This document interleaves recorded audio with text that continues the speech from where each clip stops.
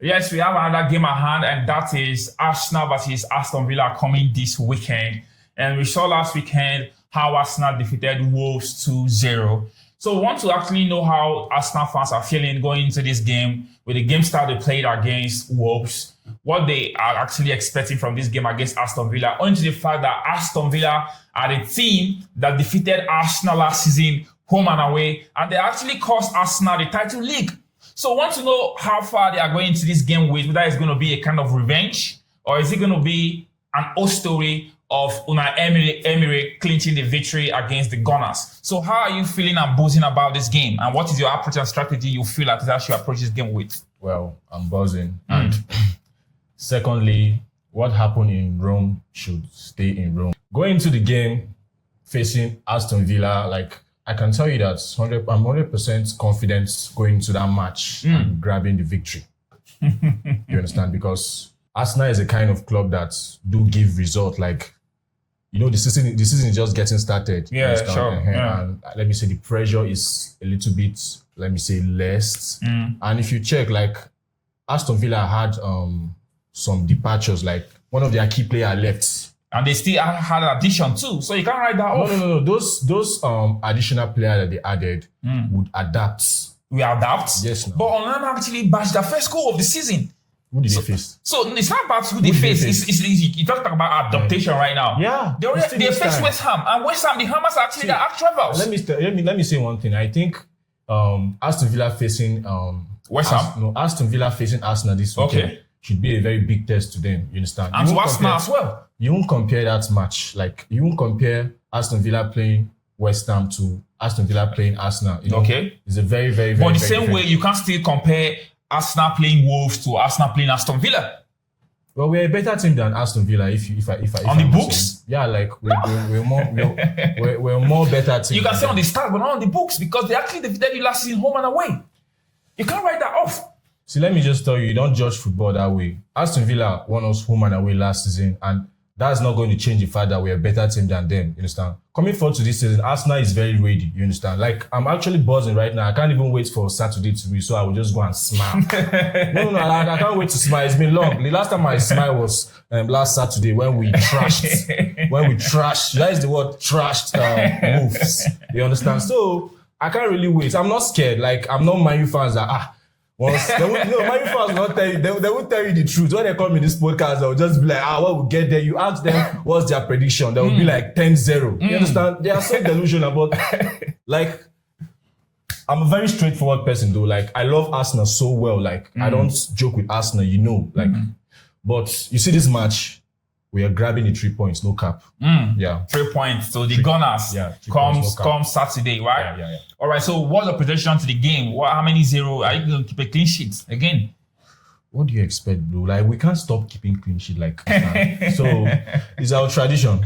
Okay. Now, the likes of Man City actually added Gundogan again to their squad. And with Gundogan, they actually clinched the victory or EPL last 2 seasons. And the man is back. The man on fire on loan is back. Gundogan to Man City, here we go. So, Gundogan to Man City, here we go. Yeah, how are you feeling about it? So, like, you see, in this life, never go back to your ex. I'm not actually scared. After all, Man City is not going to use Gundogan this season. Like, I must say, like, he will need to be a squad player this season. In order for him to be in that squad, you need to, because they have moved on. Okay. Yeah, squad pretty is okay. Well. You don't laugh in Man City. They forget you easily. Kovacic is on fire. Look at what he did to his former club, Chelsea. He didn't take it lightly with Chelsea. Did you see that goal? One of the best goals. Like, they should give that guy a Ballon d'Or, I think. No, he deserved the Ballon d'Or for that goal. Like, look at what he did to his former club, man. Bro, that guy got no love for Chelsea. No, look at bro. So, I'm not actually scared that Gundogan is coming back to his ex. Like, you know, in life, it never works out. Like, when you go back to it happened to Ronaldo, the likes of Ronaldo, it happened to Ronaldo. Yeah. It happened to so many players that went back to their former club. So, I won't take it as a serious signing. You know, Gundogan will actually be squad player. He's not going to be a key player for Man City. Yeah, I must say. So owing to the fact that the Gunners actually hoping to the fact to clinch the EPL this season, and the likes of Man City adding back Gundogan, you are not really scared about Gundogan being added to the squad. I'm not even scared about Pep Guardiola. Like this is like I'm ready for. Will I have to be repeating myself that we must take what belongs to Caesar this season, bro? Like, bro, with the para, you're not gonna understand, bro. No, with the para. All right. So we are actually going to see how he's going to go out with the Gunners facing off Aston Villa this weekend. Yeah. And with all the Arsenal fans, which are already everywhere, I would say, he's already buzzing about the game. And they can't wait to trash Aston Villa as a revenge to what they did to them last season. All right. What formation or what selection are you tipping Arteta to actually line up Arsenal with? Like Fury, like I really want to see that guy play. But, okay. This Aston Villa man, bro, I think they will need to give him a rest. Like in that back four, you're going to see the likes of Ben White starting as the right back, then Saliba, centre back, Gabriel, the world class pairing, Gabriel Saliba. Don't go there. I think Zinchenko is going to start Z-Mommy. I call him Z-Mommy. Okay. Because he's one of our weakling in that position. So I think that's going to be the back four. Then in the likes of the midfield, you're going to see Thomas Partey in the middle, Rice Odegaard. Okay. So that means the same formation you went on Wolves. That's what you're using. No changes. I think in the attacking department, I think Jesus is going to start. Okay. Yeah, I think Jesus. So who's going to see the bench? How about Martinelli? Man, I think Havertz is going to start in that midfield. That means you're not going to elect with Rice again, Partey and Odegaard. I just remember that Arteta can't afford to bench Rice. Arteta can't afford to bench Havertz. I don't really know the relationship, like the personal relationship that guy has with Mikel Arteta. Okay. He plays 90 minutes, you understand? So I think, in my own opinion, I think Jesus is going to start. Okay. And if Jesus will start, they will be resting Thomas Partey. You understand? So Thomas Partey will be resting, and you see Rice in that number 4 position, and Kai Havertz is going to play as a number 8. Okay. Then in my attacking department, you're going to have the likes of Martinelli, Jesus, and Saka, of course. Okay. All right. So let's see how that plays out. And before we go into giving out the prediction for the EPL for the week, let's quickly go and see what's actually happening around in the world of football right now. We can actually see Chelsea. Here we go.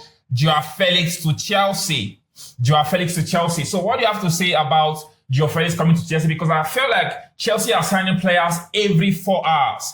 And Carragher said that Chelsea has to stop signing players and player has to stop going to Chelsea. So what do you have to say about Joao Felix to Chelsea? Well, the thing is that I don't really know what was wrong with Chelsea. Chelsea almost signed me last week. I was almost signed by Chelsea, but I don't remember what Jamie Carragher said, that players should stop signing for Chelsea. You should have said people should stop signing for Chelsea, because Chelsea are signing people, not players. They are signing people. Okay. So I think that signing it was not needed, actually. You know what you need, Chelsea? Get a striker. You're talking about Victor Osimhen. They are talking about Osimhen deal to Chelsea. You see that Victor Osimhen deal would have killed, would have solved, let me say, 80% of their problem. Yeah. You understand? And getting an attacking midfielder is supposed to be a key. Are you really praying for Chelsea to actually get it right as an Arsenal fan? Are you pushing for Chelsea to come on board again? Let me tell you, I want the Big Six club to act like the Big Six. So they're too little right now. It's too easy. The EPL is kind of boring. It's just we and City, and I'm tired of it, bro. How will I be competing with just one club? For 2 seasons now, me and Pep Guardiola are just a drag. So I think the likes of Man U, Chelsea, Liverpool, they should sit up. This is EPL. As long as Eric Ten Hag is their coach, Man U is not going to move forward. Never in his life. Let me just tell you. When Eric Ten Hag came to EPL, there is that man know they using head. Do you know the first word that man uttered? Okay. You're coming into EPL. You had the likes of Pep Guardiola. You don't even have respect for club.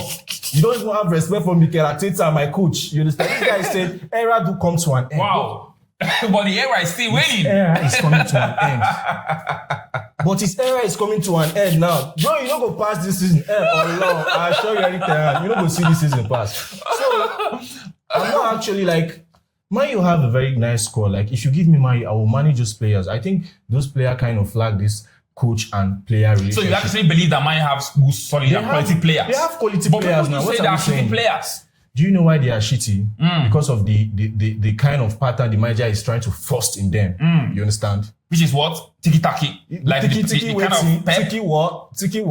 Bro, I asked a Man U fan in this What's their podcast, pattern? what was their pattern of play? Man, this guy was like, I don't want cast our format. Like a pattern of play is not something let me say private. Like it's something that you do, like it's something that they do display open, on it's open, you display it on the pitch. You understand? It's not by cho. Make una they try show workings before now come out the banter other clubs. But don't you think if the sign of Ugarte right now, because I have the rumor say that Ugarte is almost done and they are about signing Ugarte. What do you think if they have that Ugarte, added to your squad? What do you think about their squad right now? Are you going to be scared or still skeptical that they can't do anything this season? No, Man U are actually rebuilding. You understand? They are on transition. Yeah, sure. It's not that they are made already. Like whether you like it or not, you need to, if you want Eric Ten Hag to succeed, you will give him like 10 years. Because that man is very slow in learning. You have been in the EPL, you have seen that the intensity of EPL is different from your Dutch league, but you won't just learn. You understand? Yeah. You don't just want to learn. And Man U fans and Man U management should be thankful to Paris Saint-Germain, which is PSG, because they actually want to give Man U a reasonable option for Ugarte. Yeah, he'll be coming on loan then. Wow, nice. Obligation to buy. Yeah. I think that's a very, very good deal for Man U because that guy won't come cheap, man. Yeah. When the first price they were calling 60 million, for Ugarte, and I think that's too expensive for Man U right now. But most players actually rejected Man U, Most of the players actually don't want to end up in Man U, and I don't know why they're tripping to Chelsea. They can actually choose Chelsea over Man U. It's just because of the money they're throwing around. See, you see one problem about Man U is that I think the reason why, if you check the most players that rejected Man U was a top player. Chelsea are just signing average player that wants to survive. That's but they actually have potentials. Let's not dispute the facts. Yeah. They have like the likes of Pedro Neto. I think if not for his injury problem, Pedro Neto is a very, very good player. Like I would take him. There was a time that Arsenal they were linking him to Arsenal. It was just like Rafinha then, right? Yeah. They were linking him to Arsenal. So I think Pedro Neto is a very good player. Then as of Man U, please, all these good players, keep rejecting that club because no. It's for their own good.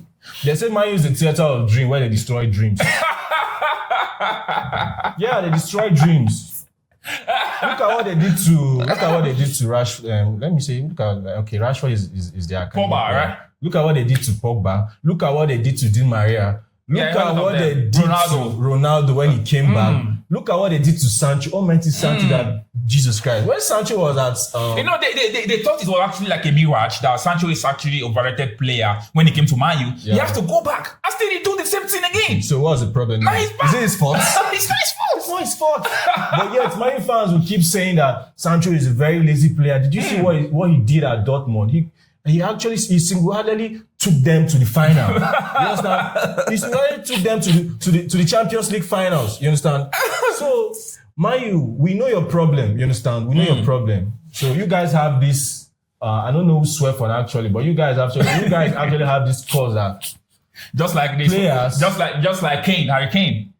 Yes. The cost on Harry Kane. Yes. The cost of Tottenham is in Harry Kane. You understand? And that remind me. We saw later in the last weekend where Leicester City actually beat and defeated Tottenham. Yeah.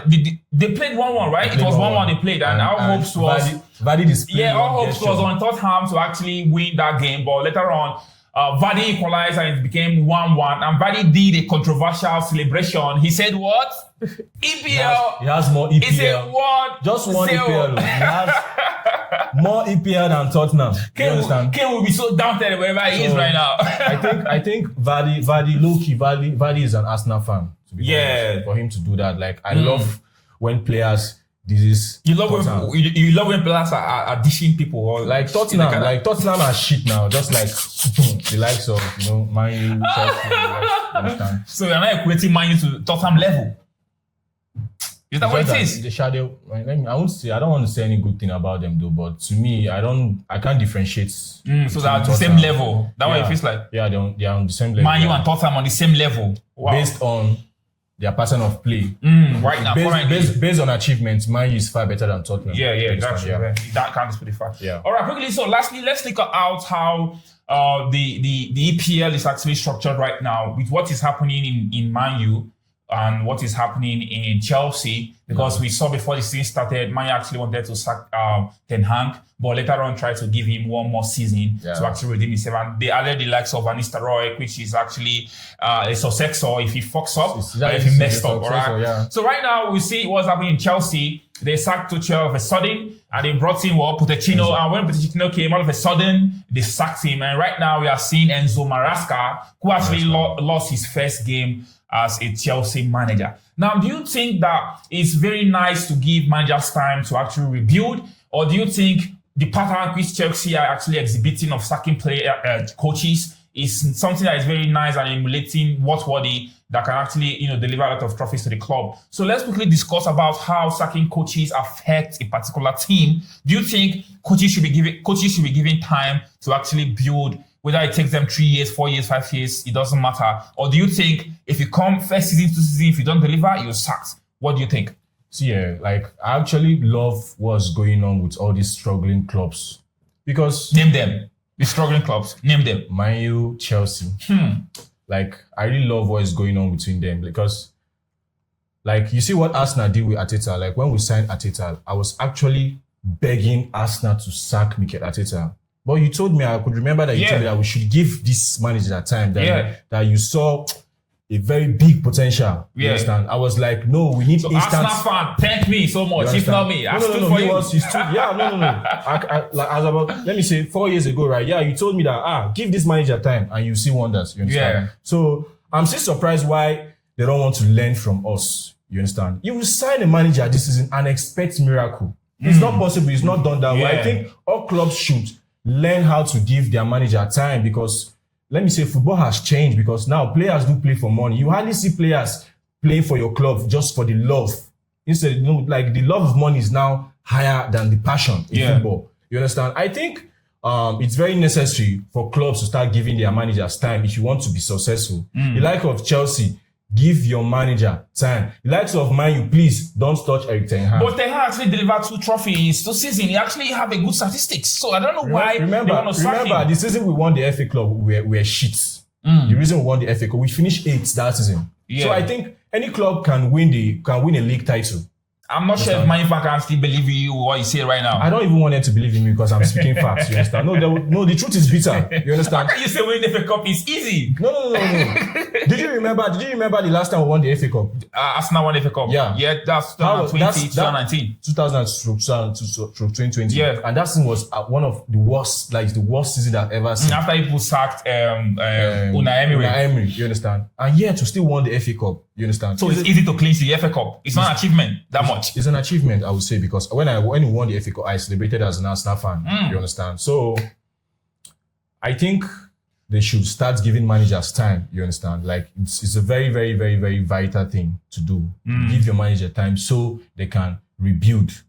As you can see, Man, you don't even know that they're on transition. They thought they're already there. No, that's the mistake they are facing. They are thinking that, we are there already. And everybody should be scared. Where could they run for now? On top with it.